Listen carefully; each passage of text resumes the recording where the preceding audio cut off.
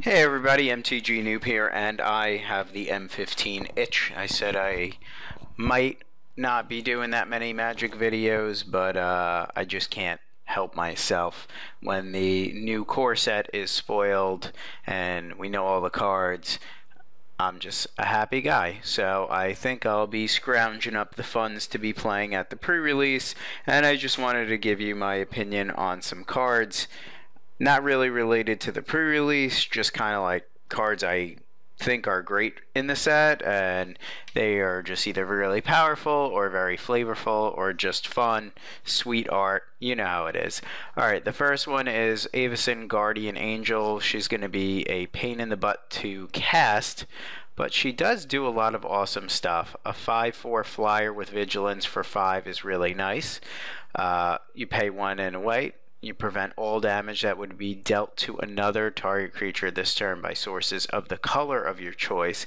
So it's damage based, not protection. And, but she could do it a whole bunch of times, or she could change colors, but she can't protect herself with that. And the 7 casting cost ability, prevent all damage that would be dealt to target player this turn by sources of the color of your choice. So if you're playing against somebody with a monocolored deck, she's just going to be a house. She's a 4-turn clock. She's just still beautiful. What a pretty angel. Okay, so our next card is Garrick, Apex Predator. He's gone to the dark side, and he costs 7, and I think that's okay. There's some crazy decks right now in standard, like Boss Sly is still really fast, Mono Red's still very fast. The beatdown decks, this is never going to do anything against them. But if you land Garrick at your pre-release, you're pretty much winning, especially if they think they have another Planeswalker and they can be like, oh, I'm good at opening Planeswalkers, and you're like, oh, I'm better, thanks. And if they don't have a Planeswalker, you get a 3/3 Beast with Death Touch, which is way better than his original beasts. I guess going to the dark side has its advantages. His minus ability is destroy target creature. You gain life equal to its toughness, which is great. You could do it once, or you could tick up once and then do it twice in a row. But the one that kind of is the game breaker is his ultimate. Target opponent gets an emblem with whenever a creature attacks you, it gets 5/5 and gains trample until end of turn. So if you get to that emblem, you're like, oh, hey, opponent, here's a very nice emblem for you. Enjoy dying to my overwhelming army now. Oh, these 1/1s are 6/6 with trample. Thanks.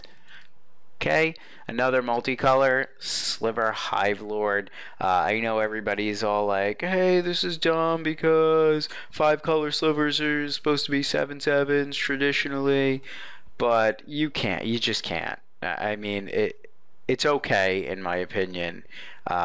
Making everything indestructible is freaking nuts.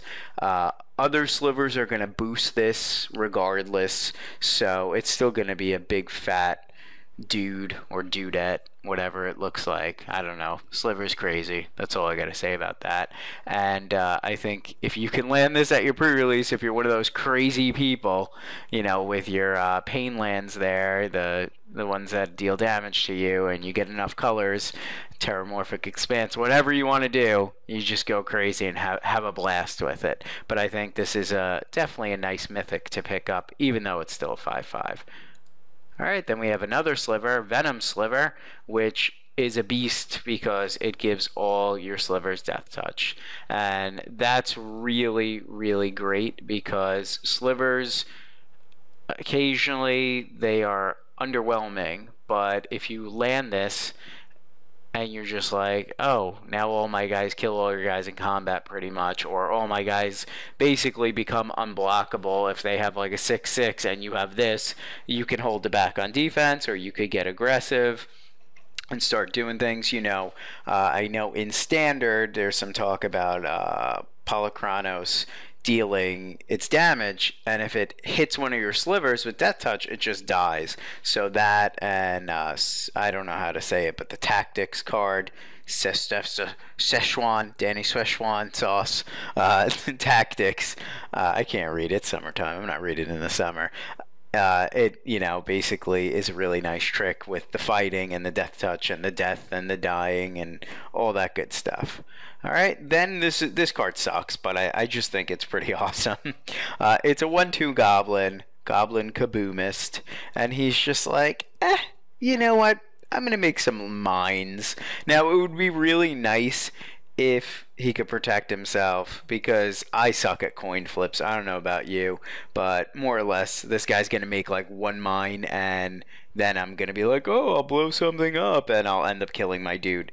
But if you could throw an aura on him, boost his toughness, throw some big butted equipment on him, and just go to town killing things, it's really, really nice. And what's good is you don't have to flip a coin to deal 2 damage. You just have to pay a red and it happens. So, you know, getting a free 2 damage every upkeep is really nice, essentially. You can't do it to flyers, which kind of sucks. I mean, you know, giving red away to deal with flyers is not cool for blue, but what are you going to do? I like him. I wish he had a better flavor text than designed by Stone Librand. I said that wrong. Alright, here's a guy I'm really excited about for a pre-release, Nightfire Giant. He's a 4/3, so he does die to a lot of stuff. But if you control a mountain, he becomes a 6. No, I can't do math. A 5/4, which is way better because then he dies to less stuff. And he has a repeatable shock. He's a shock on a stick for 5 mana. Yeah, like 5 mana is a lot, especially cast him on turn 5. But pinging something or not doing anything and just shocking somebody turn after turn is just really sweet. And, you know, he's got no inside, so, like, this dude's awesome. I just love the art. Okay? Oops, that's a happy accident. That's my new YouTube channel, Retro Revenge. Check it out. I'll put the link in the comment section where me and this guy, Lawrence, play some old NES games. And here we go. Aether Spouts.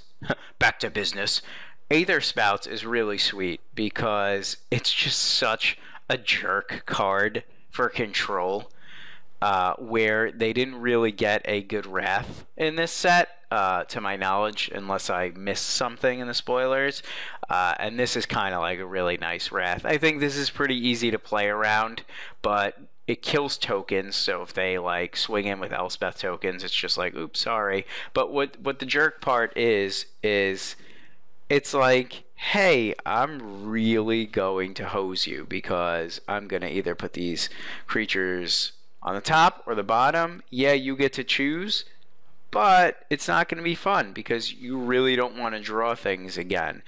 And it's going to prevent the, you know, defending player, whatever you want to call it, the attacking player, from really just getting a fresh draw. So if they're behind, they're really screwed. And then if you're playing blue and you do this and you untap, you have counter spells. So let's say they have like a really awesome creature, and then they go, alright, I'll put it on top. They redraw it, which deprives them of a draw. Then you just counter it. So I really like Aether Spouts. I think it's pretty fun. Great art.